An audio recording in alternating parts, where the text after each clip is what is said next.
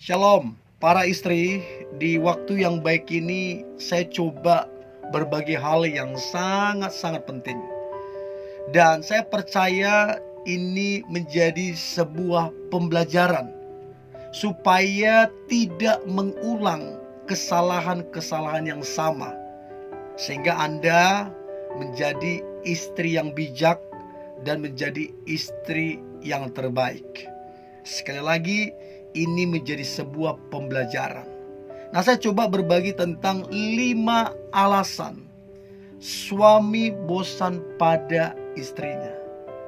Ini seringkali penyebab kenapa terjadi kebosanan.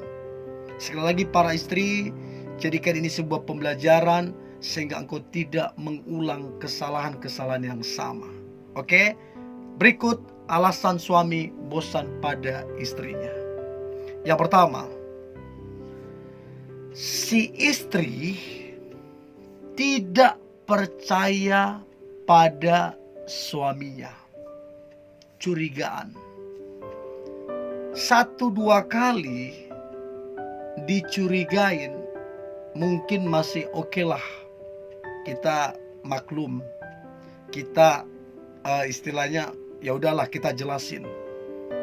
Tapi kalau udah berulang-ulang, terus-menerus dicurigain, ditanya-tanya yang selalu menyudutkan, ini lama-kelamaan bisa memicu rasa jengkel, rasa marah. Dan perlu untuk diketahui, tidak ada orang yang suka dicurigain. Nah, kalau memang curiga sama suami, coba dibuktikan. Jangan curiga-curiga hanya karena emosional. Jangan curiga-curiga hanya karena apa kata orang. Ini yang menjadi masalah besar. Suami betul-betul kerja tulus, gak aneh-aneh, gak macam-macam, tapi dicurigain hanya karena apa kata orang, hanya karena kayaknya sih iya. Gak bisa. Kalau memang curiga, buktiin. Jangan dituduh-tuduh, buktiin. Beda antara buktiin dengan tuduh-tuduh. Kalau menuduh-menuduh, itu belum tentu ada bukti. Tapi kalau kamu bisa buktiin, itu bagus. Supaya tidak terjadi masalah. Siapa sih yang mau dituduh tapi gak ada bukti? Siapa sih yang mau dituduh tapi kenyataannya gak seperti itu? Gak ada. Ya, itu penting sekali. Yang kedua, terlalu mengatur ini itu. Sebenarnya kan semua tergantung kesepakatan. Mau ini sama-sama ini, mau itu sama-sama itu. Tidak ada yang menang sendiri. Nah, tapi kalau kamu ngotot karena egois, harus itu, harus ini, harus itu, dan kamu gak peduli terhadap pendapat suamimu, ini yang jadi masalah.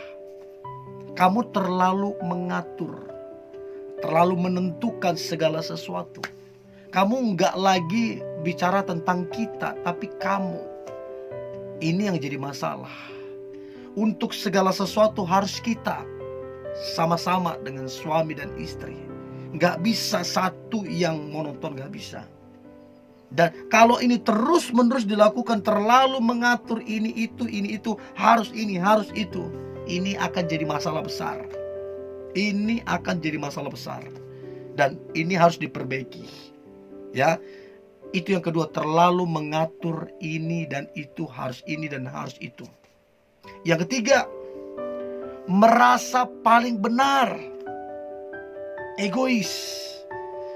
Jadi kamu gak peduli apa pendapat suamimu. Kamu gak peduli apa masukan atau ide dari suamimu. Kamu merasa udah apa yang kamu pikirkan, apa yang kamu rencanakan, itu yang paling terbaik. Dan kamu mengabaikan pendapat ataupun pemikiran dari suamimu. Ini akan jadi masalah besar. Mungkin kamu lebih tinggi pendidikannya. Mungkin kamu lebih pintar dari suamimu. Tapi itu nggak berlaku.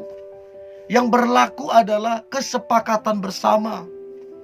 Nggak boleh hanya merasa paling benar. 1-2 kali suami mungkin maklum. Oh mungkin karena dia lebih pintar. Oh mungkin karena dia lebih tinggi pendidikan. Mungkin suami maklum 1-2 kali. Tapi kalau terus menerus kamu merasa paling benar, kamu gak peduli pendapat suamimu, kamu gak peduli masukan dari suamimu, egois, ini yang menciptakan kebosanan, jenuh. Apalagi kalau suami itu memang didesain Tuhan jadi imam. Suami didesain Tuhan jadi pemimpin. Kalau ini tidak berfungsi karena tekanan dari kamunya, masalah akan terjadi. Untuk itu penting sekali untuk memperbaiki ini. Jadi bukan rasa kamu yang paling benar, tapi kesepakatan, hasil pemikiran bersama. Itu yang paling tepat. Itu yang ketiga. Yang keempat, alasan suami bosan pada istrinya. Yang keempat adalah istrinya cuek, kurang perhatian, bahkan tidak peduli. Siapa sih yang suka dicuekin? Siapa sih yang suka tidak diperhatikan? Gak ada yang suka. Jadi para istri, kalau kamu terus cuek, kalau kamu terus tidak perhatian, tidak peduli, kamu sebenarnya sedang mencoba merubuhkan pondasi dari pernikahan itu. Karena kamu gak peduli, karena kamu cuek. Apa saja yang dicuekin, pertemanan, kalau dicuekin, gagal itu pertemanan. Pekerjaan kalau dicuekin, gagal itu pekerjaan. Keluarga kalau dicuekin, gagal itu keluarga. Bahkan usaha atau bisnis pun kalau dicuekin itu gagal. Bahkan sampai pernikahan pun kalau dicuekin itu bisa gagal. Jadi kalau kamu terus cuek, kalau kamu terus tidak perhatian, tidak peduli, kamu sedang mencoba merubuhkan pondasi-pondasi itu. Jadi stop cuek. Stop. Karena kalau itu terus kamu lakukan, maka akan muncul kebosanan. Coba kamu bayangkan kalau seandainya itu ada di posisi suami yang cuekin kamu. Coba kamu bayangkan kalau di posisi suami yang tidak perhatian, tidak peduli.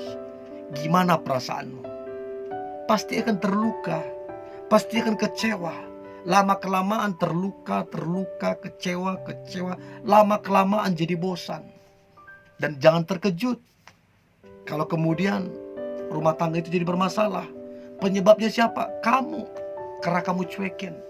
So berhenti cuek. Belajar membicarakan apa yang ada di hatimu, apa yang ada di pikiranmu. Bicarakan, jangan dicuekin. Karena itu akan jadi masalah besar nantinya. Itu yang keempat. Dan yang terakhir, yang kelima, alasan suami bosan pada istrinya. Istri kasar secara omongan, bahkan secara perbuatan. Saya nggak tahu suamimu apakah termasuk suami yang takut akan istri, saya nggak tahu. Tapi terlepas dari itu, tidak dibenarkan untuk kamu ngomong kasar. Tidak dibenarkan kamu kasar dalam perbuatan. Ya, mungkin hari ini kamu merasa hebat, merasa keren, kamu dengan omongan-omongan begitu. Tapi jangan lupa, ada masanya suami akan bosan dengan tingkahmu yang begitu. Dan itu akan jadi masalah besar. Dan jangan sampai kamu menyesal. Jadi stop, berhenti bicara kasar.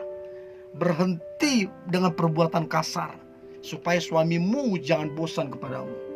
Dan saya berharap ini jadi pembelajaran para istri, supaya engkau keluar jadi istri yang bijaksana, supaya kau keluar menjadi istri idaman, supaya kau keluar menjadi istri yang terbaik.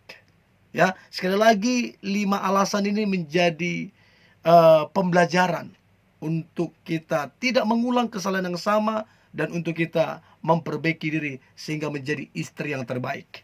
Tetap semangat, antusias. Hari ini hari luar biasa, hari yang penuh dengan mujizat dan berkat-berkat Tuhan. God bless you.